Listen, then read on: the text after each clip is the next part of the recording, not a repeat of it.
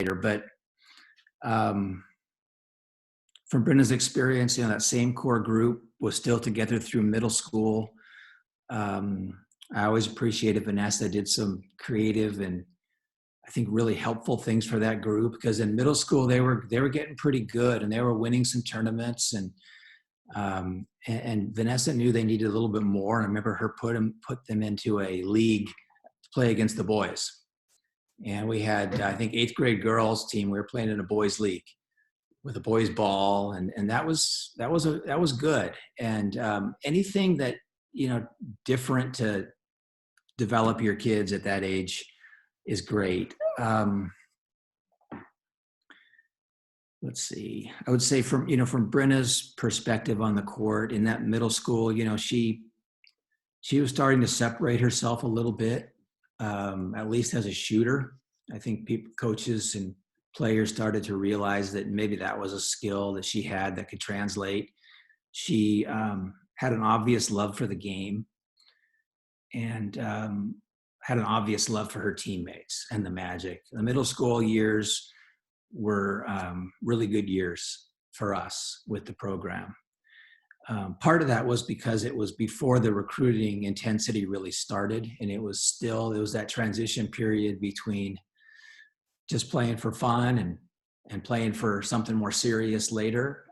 It was very much preparation for the future, but it was a fun time. Then I would say going into high school, I would call that, if you're from a recruiting perspective, that's where it all happens. I mean, you might get colleges noticing you before high school, but high school is where it all happens. I think Brenda got a couple recruiting letters in 8th grade. They were form letters, but they were exciting. But nothing was serious until high school. That's pretty normal unless you're, one of the top players in the country. But if you can come into high school with a player who's got a passion for the game, working to improve on things that will translate and that will work at the next level, and have a sense of what their basketball future might look like and what areas they need to develop in order to maximize their ability, that's a good place to start.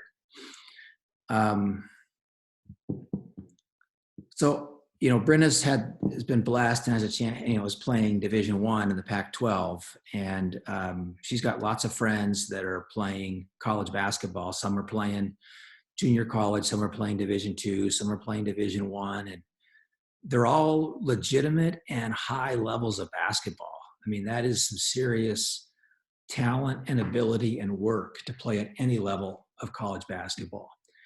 And all those levels, there's money for scholarships. A lot of times people focus only on Division I, but you can get full scholarships at Division II, and there's lots of opportunity beyond Division I. So, it's not Division I or nothing. And even within Division I, there's different levels. There's different levels of conference, and it's very different. And I would say, as you're into high school, when Brenda came into high school, she clearly had in her mind that she wanted to play college basketball. And I think that it was clear to most that there was a chance for her to do that. There was question as to maybe what level, but I think most people thought she was going to play in college, but she had a lot of work to do in development to get there. She didn't, this was the coach's policy for our high school. She didn't start as a freshman. Could she have? Maybe, but she didn't. But that didn't dissuade her. And I bring that up only to say that, a lot of your player's journey is dealing with adversity. And that was not big adversity. That's not a serious injury. It's not real serious, but it was something that she had to work through because she thought she should have started, but she wasn't starting. And she learned to,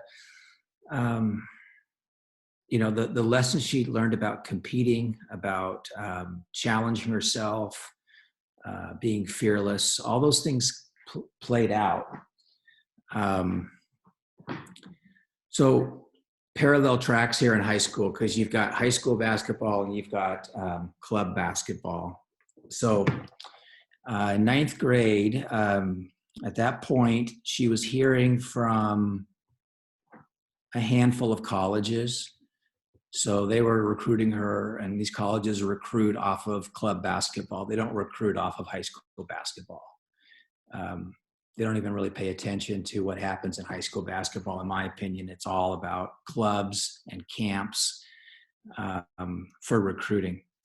So she had been doing well in the viewing tournaments, and she was getting some interest in Utah, University of Utah. They started talking to her in the 8th grade, and I would say that what happened there was, I'm kind of jumping around a bit, but I'm going to move into recruiting. There's interest, and then there's evaluation, and then there's offers. I know University of Utah, they categorize their players in their recruiting into 3 categories. Every player is either on the list of people to contact, the people to evaluate, or the people to pursue. And you start off on that contact list where you're just getting letters in the mail. You're getting letters, you're getting camp invites, you're getting just the form letters. And that's where Brenna started, is with a camp invite, and probably 300 girls got that invite. I don't know how many did, but a lot of girls did.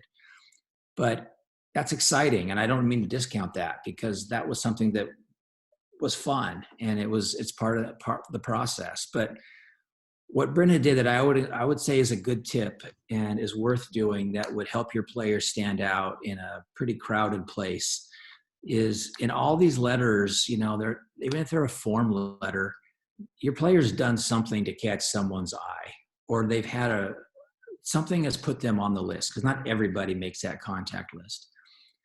Usually in there, the coach says, if you have any questions, give me a call. And they don't expect anybody to call, but why not? So Brenna picked up the phone and called, introduced herself, said, I got your letter. I'd love to hear about camp. Tell me about the program. I don't know what the conversation was, but she did it. And it was super scary for an 8th grader to do that.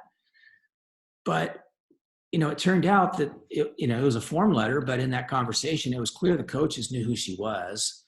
They had watched her play, and they told her that. And, at that age, coaches can't call the player. They could talk on the phone if the player initiates it. So they set up every week, Brenna call us every Thursday at 3:00. And they just created this weekly telephone conversation and built this great relationship.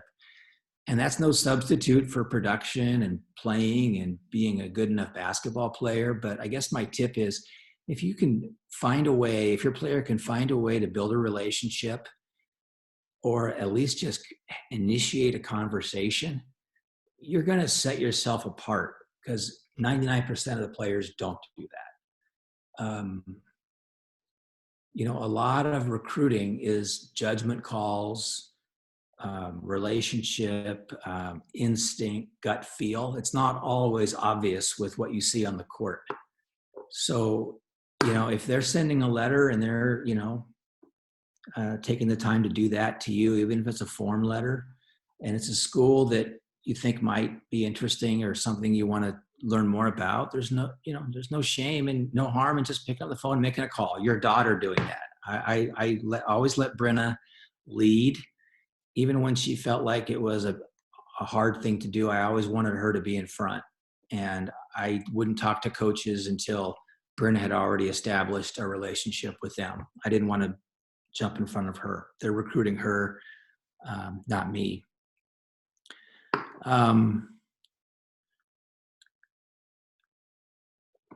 So let me say this. Let's see. So I would say this: if you're thinking about Division I, and I imagine a lot on this call are,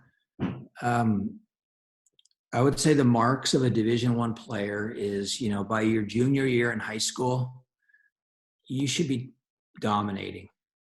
I mean, really, you should be in every game or almost every game, you should be the best player on the court. That wasn't Brenna's story her freshman year. It was starting to become her story her sophomore year. And by her junior year, that was pretty much true. And it was true her senior year. And that was true of the girls she played with and against that went Division I. It becomes obvious by the time you're a junior. So I talk about evaluating your player as to what the right level is. You know, you want to make sure that you're investing in the schools that will provide a place for your daughter or your son to play later. So that's one thing that you need to look for if you're thinking about college is how are they handling the high school competition? They may not dominate the viewing tournaments. I'm not talking about that. I'm talking about high school basketball. Within the viewing tournament setting, you know, very few players dominate there. And I don't think Brenna ever dominated those high-level tournaments. But what she always did and what Division I and college recruits will do, they may not dominate the game like a high school game, but they'll dominate their role. You know, if they're a rebounder, they'll be the best rebounder on the court. They may not be the best scorer. Or if they're a shooter, they're going to be the best shooter. They're the best defender. They're going to do something that stands out, some skill that translates. Coaches look for that. They're not always looking for the player that is the most obviously best player on the court in a viewing tournament. They're looking for the player that has a specific skill that can translate to their level. And then the other thing to think about when you're thinking about level is size. That's something I learned a lot. So Brenna played point guard in high school, and she's 6 feet tall. And coaches really liked that she was a tall point guard. Now she's more of a 2 guard now, but positional size really matters. If you're, I speak about daughters because that's what I'm used to. If your daughter's 5'10" and her niche is rebounding, and that's the thing she does best, and she's not going to have a growth spurt, it's going to be hard for that to translate. Now, she could still play at a very high level, but rebounding may not be her thing. Coaches are looking for what skills do they have that are going to translate, and a lot of times that has to do with size. And a lot of times size ends up dictating what level of college basketball you play. Even within Division I, you know, if you're again, speaking about girls, if you're 6 feet tall and you're a forward, there's Division I leagues where you can play for sure, but not every league can you play as a forward at 6 feet tall. So you really have to understand levels in order to understand the opportunity and positional size, a skill set that translates, and love for the game. Those are 3 things I think coming through high school club basketball that are really important. So Brenna's story is, so she ended up, went to University of Utah's camp between her freshman and sophomore years. And I'll talk about that, but what I'll talk about is kind of different venues that recruiting takes place. And I just talked about the viewing tournaments, right? That's an obvious and a super important venue where, you know, you're playing in front of coaches that are going to make decisions, and they're looking for certain things, like I just talked about, that size, that one skill that's going to translate. They're also looking for consistency and improvement. You know, they'll watch you year after year. Are you the same player, or are you getting better? What kind of a teammate are you in that club environment? I mean, that's all super important. What Brenna, when she went to the camp, so let me talk about prospect camps. Don't turn that on yet. I'm still on this call. So these colleges, and I don't know what's going to happen this summer with all the COVID, but they have what they call prospect, or some call it elite camps. And Brenna went to probably 4 or 5 of those over her high school career. And if you don't know about those, they're a great venue for recruitment.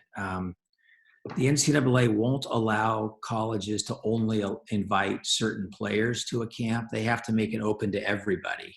So these camps, they call them prospect or elite, but literally everybody can sign up and go.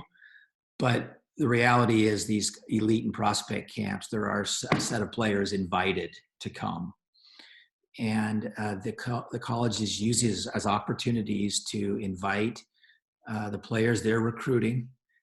Those players might be in the contact list, the evaluation list, or the pursue list, but they are people on their radar screen to come, and they can watch those players they're recruiting play head to head, and they can evaluate them, in their own building with their own drills, right in, with their, and however they want to look at you, they can do it.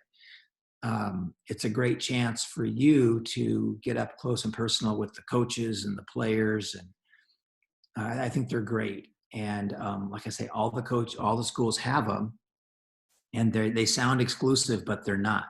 So you don't have to be invited. Like the NCAA won't allow an invite-only camp. Anybody can go. But I would say if you go to an elite camp, the important thing is to be on the radar screen. So if your player says, I want to go play, on the women's basketball side, I want to go to University of Connecticut's elite camp, and you just show up there out of the blue, no one's ever heard of you or seen you, you're wasting your time. Go to elite camps and prospect camps where you've gotten mail from them, or there's some kind of a connection where they know you're going to be there, even if it means picking up the phone, having your player pick up the phone, introduce themselves, saying, hey, I'm coming to your camp. Here's a little bit about me. I look forward to meeting you.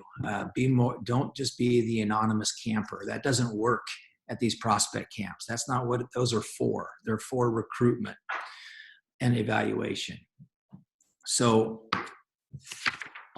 Brenna went to probably 4 or 5 of those, and every school runs them different. And at least the 4 or 5 that Brenna went to. And, for instance, when she went to University of Utah's camp, they invited 65 players signed up. I don't know how many were invited, but 65 players signed up. And right when you walked in to register, they gave you a red tag or a blue tag for their bag. And the 45 players with the blue tag went to one gym, and the 20 players with the red tag went to the other gym. And the 20 players with the red tag are the players that they invited. So these colleges use these prospect camps, they take them serious. And those 20 players that went with the red tag on their bag, they got every bit of attention from all the coaches. And it was high level, serious, intense basketball for 2 or 3 days. And that's what an elite camp is for to watch the players you're recruiting go head to head and allow you to assess, the level. Is it right for you? Other colleges did things similar but different, like Gonzaga. They only invited, the year Brenna went, they only invited 35. They said they're going to cap the enrollment at about 35. And they personally invited 25 kids, including Brenna, about 3 days before they posted it on the website for the open enrollment. So they were trying to stock the camp with their recruits. And they did, and it was very competitive and high level. We went to Vanessa was there. We went to a camp in University of Oregon when Brenna was between 8th and 9th grade. And that camp, Oregon didn't run a camp the prior year or the 2 years after. And I think that camp was set up solely to recruit one player. And Sabrina Ionescu was there. And they made a big deal about her the whole camp. She was the #1 player in the country. I think it was a camp designed to recruit Sabrina. that was their point, and it worked, and they did great. Other camps that Brenna went to that were very different was not the current coach at University of Washington, but the prior coach. He ran a prospect camp that was absolutely opposite of what I described. It was like just an open basketball camp with middle school, high school, no differentiation, no evaluation, about 120 players. I mean, frankly, it was kind of a money grab. There was no recruiting. And I was chatting with him on the sidelines, and he just said, I'm not using this camp for recruitment. So I guess my lesson and my point is there's a lot of value in these prospect camps if you're going to a camp that's at the right level, that a place where you're going to a camp where your player is at least a familiar name, if not a familiar face, and that you're going there to evaluate the school, the coaches, and the ability of your player to compete at that level. When Brenna went to the Utah camp, this is between her freshman and sophomore year, and she was already, I don't know what bucket she was in, but they were talking to her every week and very getting serious about her. But, she did well in that camp. And after the camp, they invited her out on the floor to meet with the coach one-on-one. And I was there, and they invited me out too. And they offered her a scholarship, going into her sophomore year. So she hadn't started one high school game, and she had a Pac-12 scholarship offer. And, that all, and the coach just said, Brenna, all that means is that, we think you're going to be a really good player. We want you to come play for us. We're going to keep recruiting you. But you got to get better, and it felt good, but it is only as good as Brenna's future development, because if she would have stayed that player, that scholarship offer, those go away sometimes. The scholarship's about projecting who that player is going to be, 4 to 6 years in the future. And, so these coaches, they're trying to figure out who's who, not only who's who today, but who that player is going to be down the road. So if you're fortunate enough to get, that scholarship offer early, like Brenna was, the game's not over. You've got to keep pushing and keep developing. That's super important. Other things in recruiting that I don't know how helpful this was, but Brenna loved it, is they have these showcase events. There's one in Seattle called Check Me Out. It's a girls' event. They do it every August. Brenna did that for 4 years in a row, where they invite it's open enrollment, but the top players, they attract the top players in the country. I mean, literally, it's McDonald's All-Americans coming to these things. And the one in Seattle is kind of the flagship event. So, that's really, there's no coaches allowed. There's some media and some recruiting services that do evaluation and write-ups, and some rankings come out of that. But it's an amazing opportunity, though. If you go to the right showcase event, it's an amazing opportunity to test yourself against literally the best players in the country. And, that was Brenna's only showcase she ever went to, was that Check Me Out. She did it 4 years in a row. The first year she did it, she was an incoming 9th grader. And, she had to play against girls that were McDonald's All-Americans, and she got her clock cleaned. And she didn't like it very much. But, to Brenna's credit, she wanted to come back, and she wanted to keep coming back. And it became the highlight of her summer. And I would say if you're serious about it and they really want to test themselves against the best and kind of see how they measure up, if that Check Me Out showcase, and may have something on the boys' side that's similar, those are good. Again, there's no coaches there. It's kind of just for exposure to the recruiting services that do rankings and newsletters, and also for fun competition. Other things that Brenna did that were helpful were unofficial visits. I would encourage you, as you're getting serious about college, to do as many as you're able to. that's on your own. You have to pay for that yourself. So there's obviously limitations in how many you can do, but they're valuable to get on campus and meet some players, meet the coaches, and see it for yourself. One thing that Brenna did that is helpful as far as keeping the cost down, a couple times we would be like in a viewing tournament in the Bay Area or in Los Angeles, and we would stay one extra day and go see a college after the tournament. So when we were in the Bay Area, I think Brenna's sophomore year, we went over to Santa Clara, who was recruiting Brenna, at that time, and visited them on an unofficial visit. We were already down in the area. One time we were in LA and stayed an extra day and went and visited Pepperdine, who was recruiting Brenna. So, you might as well kill two birds with one stone if the opportunity is there to do it. But unofficial visits are very helpful and useful. Let's see, what else can I tell you?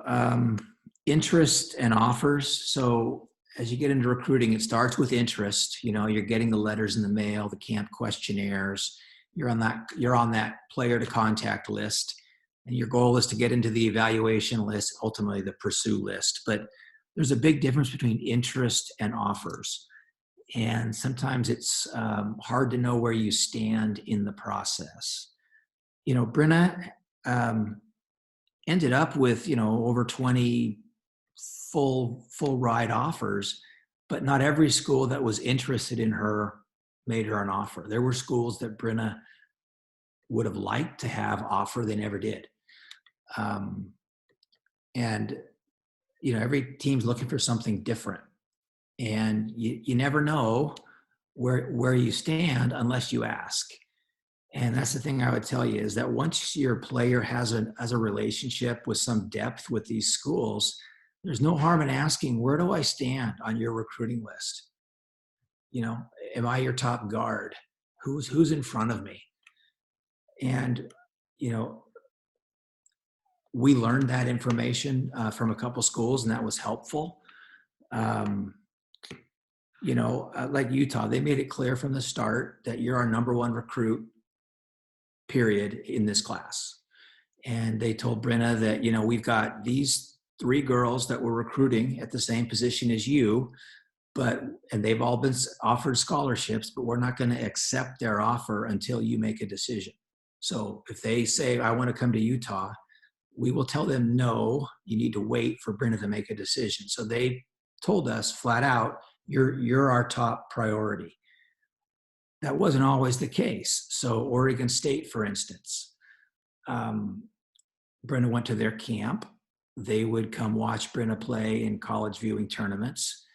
Brenna had an interest in their program. They came and watched Brenna work out at her high school. They knew very well who she was. They put a lot of effort into talking to her, but they also told her that she was the 4th guard on their list. And that's okay. At least we knew. Hey, Steve, they've called me since just the other day and said, dang it. Yeah. After the game at Utah, they came up and told us the same thing. And they told someone else that knew one of the assistants the same thing. So that's the hard thing about recruiting, is you don't know quite what you're seeing. It's a more art than science. But to their credit, they were honest with Brenna and said, you're 4th. And that didn't feel great, but it was clarifying, because we felt like we were stuck. What's happening next, The other thing that is important in assessing where you stand on that continuum of interest all the way to offers is, how engaged is the head coach?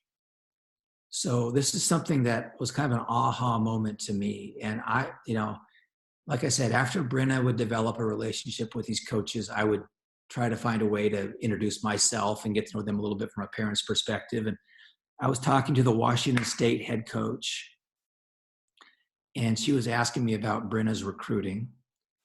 And I told him who was recruiting and things. And she said, Steve, how many head coaches is Brenna talking to? Because if they aren't talking to Brenna, they're talking to somebody else. I mean, they're recruiting. They're making a phone call right now. And if they're not talking to Brenda, they're talking to someone else. That, she said, is one of the top barometers as to how important you are to them, is what level of engagement do you have with the head coach? Are you getting notes in the mail? Are you getting phone conversations? Or is it all through the assistant coach?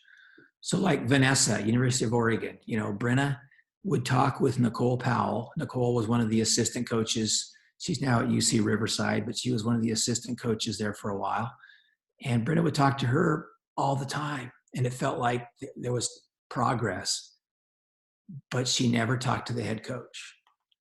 And that's what I would say is if your player's not engaged with the head coach and you're getting down to decision-making time, you need to ask some hard questions about that. The head coach makes the decisions. And I tell you, now that Brenda's been through a year of college, it's very competitive. The separation between players is pretty slight. And there's a lot of judgment calls about who's going to play how much and who's going to play what role. And that head coach needs to believe in you, not just the assistant coach. So that's something that I think is really important as you get, deeper into the recruiting process. Early in the recruiting process, it's almost all assistant coaches, which is great. That's their job, and that's normal. It's just got at some point, it's got to graduate beyond the assistant to the head coach. You've got to be on their radar screen. They're the ones that make the decisions that matter. Let's see, what else can I tell you? I would tell you that Brenna's final 3 schools were Utah, University of Washington, and Gonzaga. And in all 3 cases, they were all very different opportunities for her. In all 3 cases, they checked, the boxes, at least most of the boxes that she was looking for. And it came down to, it came down to pretty simple. Where was she the biggest priority? Because, Brenna's heart is to play basketball. And she knew she was going to have to beat somebody out. There was no promises made to her about playing time. She ended up starting, every game and leading the team in minutes and scoring and doing great, but there was no promises. She had to beat out a returning starter who was a senior. She had to beat out another recruit at her position who was ranked very high nationally. And that's how it is anywhere. If you want to go to a good program, you got to beat somebody out, but you have to be, you should go where you're a priority. So Brenna knew she was a priority. These were the coaches that she trusted the most, that we trusted the most, we being my wife and I. And when we look at the roster, we could see that there was a path to playing time. It may not have, we didn't expect it, honestly, as much as she got in her freshman year. She played more than we expected, but there was a path to playing time. There was a roster that had opportunity for her. Washington and Gonzaga would have been great options, but at the end of the day, it came down to the relationship that Brenna had with the coaching staff at Utah.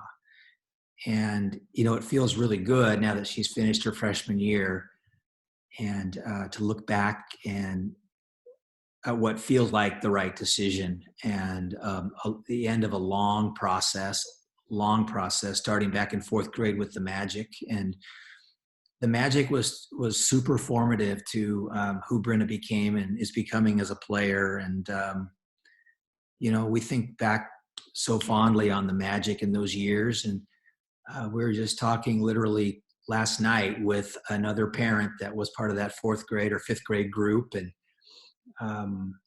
friends for life, lessons for life. And,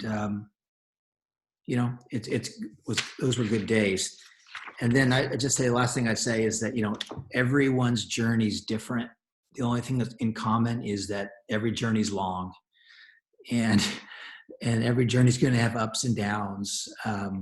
there's no guarantees and there's no formula. So what I've described was kind of what worked for Brenna, but there's different ways to do it.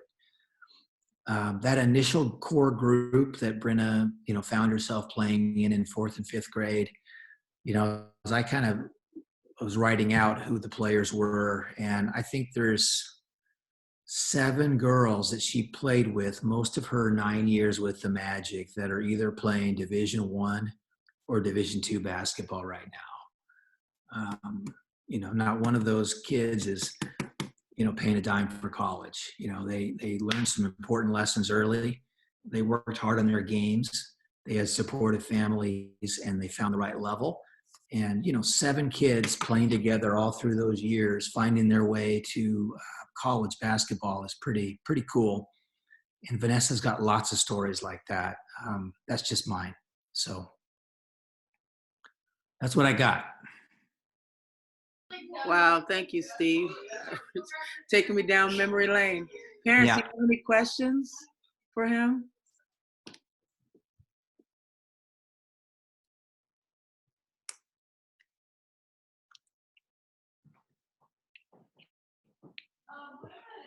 Oh, you're on mute. Someone's talking, but are you trying to say something?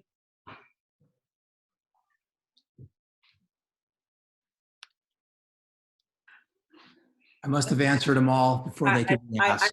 I think you did. That was a fantastic story. I mean, I went back with you all the way to the early days, all the way up to recruiting, and I think your story just kind of hits every level. So I would appreciate your perspective from a parent, and talking them through. That was so detailed. Hang on.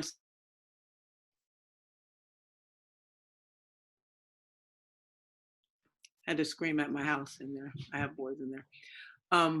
So again, Steve, I appreciate your time. You bet. Yeah, I mean, you held everyone's attention. This is our longest meeting. Oh, that's that's a a good thing or a bad thing. No. That's a good thing, because I think the information is helpful for what everyone's going through, because we have different levels. So hearing a parent's perspective, we hadn't done this before in this format. Right, you've spoken to our high school group before, but this is just good for everyone to hear. So maybe we do this. Maybe we do this annually. We'll take this on the road. Just let me know. Okay, you got some time on your hand, empty nester, right? Well, yeah, kind of, sort of. Kind of, sort of. Well, thanks, Steve. I appreciate your time. All right, thank you, everybody. All right. Thank you. We appreciate it. All right, guys. 9 years. That's can't believe. When 2019 hit, I was like, 2019 seems so far away when they were little, and then all of a sudden, it was 2019. So yeah, that was an amazing journey with that group. So thank you guys for checking in tonight. I hope that was helpful and enlightening, and I hope the information that I'm putting out is helpful and enlightening. If you ever have any questions, just shoot me a message, call me. Message is better, then I'll call you. But I am available. But I will let you go from here and enjoy the rest of your Sunday evening. Thank you, guys.